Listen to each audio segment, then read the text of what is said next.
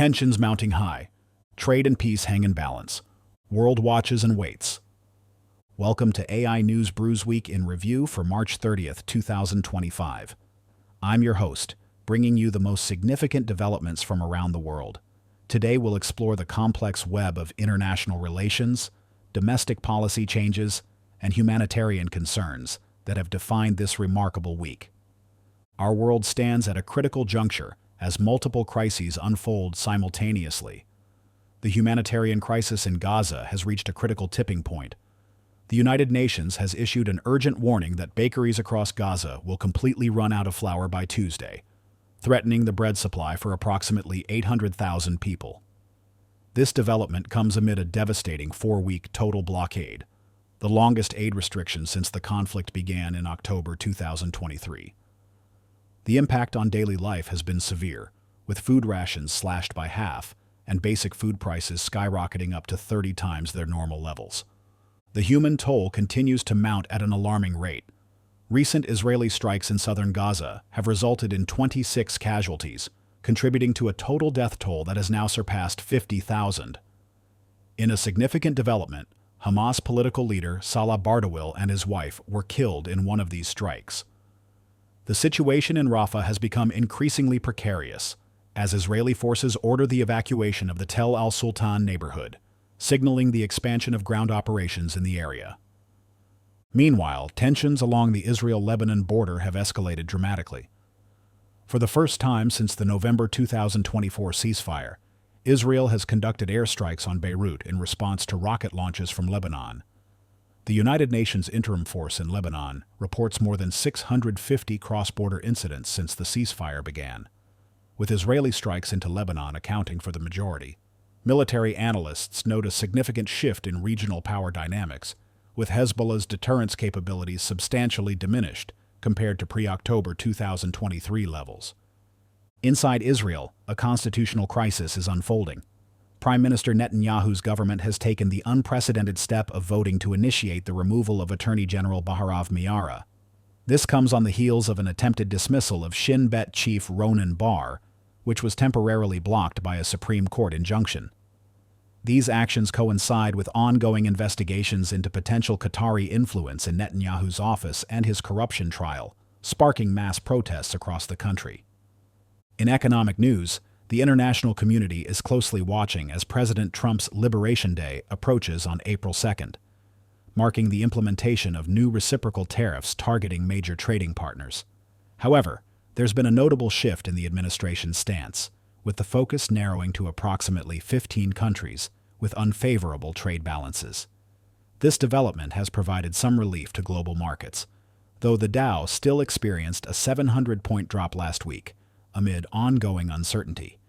In a related development, Canadian companies are actively revamping their product labels amid growing trade tensions. The Canadian Food Inspection Agency reports an unprecedented surge in consumer complaints about product origin claims, while major brands like Nature's Path and Maple Leaf Foods are modifying their packaging to emphasize Canadian connections. In Southeast Asia, Myanmar continues to grapple with the aftermath of a devastating earthquake that has claimed 1,700 lives and left 3,400 injured. The situation is further complicated by the ongoing civil war, though opposition forces have announced a temporary ceasefire to facilitate rescue efforts. The disaster's impact has extended to neighboring Thailand, where 17 deaths have been reported, including 10 from a collapsed building in Bangkok. Turning to Ukraine, Russia has launched a series of devastating drone strikes across Ukraine, resulting in 4 civilian casualties and 21 injuries in Dnipro, with additional casualties reported in Kryvyi Rih. These attacks come as Vladimir Putin, speaking at an Arctic forum, claimed Russia has seized the strategic initiative across the entire front line. Military analysts are projecting that Russian offensive operations could persist throughout most of 2025, particularly given Russia's recent recapture of 80% of the Kursk region. On the diplomatic front, a flurry of high-level negotiations has taken place in Riyadh, Saudi Arabia, where U.S.-Russia talks concluded after marathon 12-hour sessions. The Trump administration is actively pursuing an April 20th target date for a comprehensive ceasefire agreement. However, the path to peace remains complex, with Putin proposing a controversial UN-led external governance for Ukraine, while explicitly rejecting NATO member involvement in any peacekeeping force. In Paris, European leaders have demonstrated their continued support for Ukraine, with France announcing a substantial €2 billion military aid package.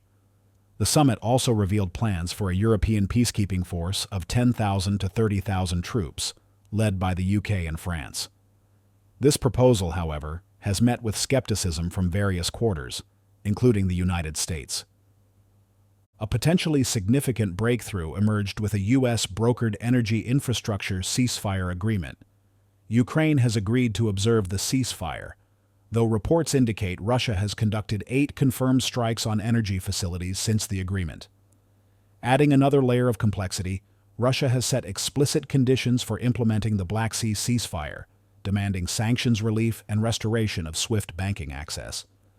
The situation remains particularly volatile in the field, as demonstrated by Ukraine's recent successful HIMARS strike on Russian helicopters in Belgorod, showcasing their continued military capabilities despite previous intelligence sharing concerns. On the U.S. domestic front, the Veterans Affairs Department is facing intense scrutiny as plans emerge to cut 80,000 jobs and return to 2019 staffing levels. Veterans, who make up 30% of the federal workforce, have emerged as the primary face of resistance to these federal workforce reductions, with protests occurring at town halls nationwide. Elon Musk's artificial intelligence company, xAI, has acquired the social media platform X in a massive $45 billion all-stock deal. This merger, announced on March 29th, creates a new entity called xAI Holdings Corporation, marking a significant milestone in the convergence of social media and artificial intelligence. The deal values xAI at $80 billion and X at $33 billion, with an additional $12 billion in debt.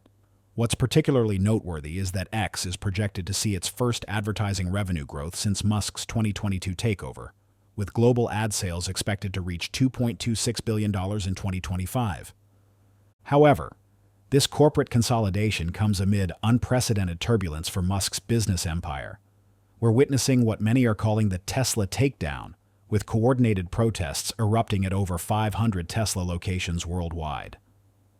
These demonstrations represent the largest organized resistance to Musk's expanding role in the Trump administration, particularly his controversial appointment to head DOGE.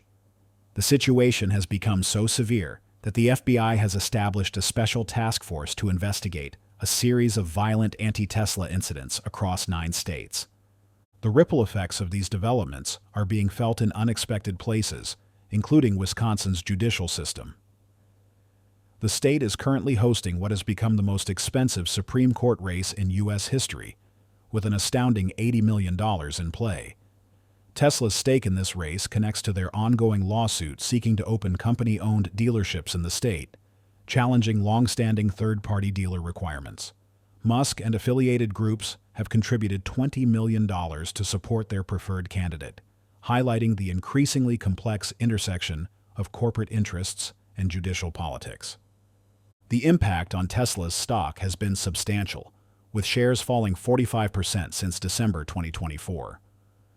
Yet, in characteristic fashion, Musk maintains an optimistic outlook, even as his companies face unprecedented scrutiny and opposition. A grassroots counter-movement called Tesla Shield has emerged, organizing pro-Musk demonstrations, though these remain smaller in scale compared to the opposition.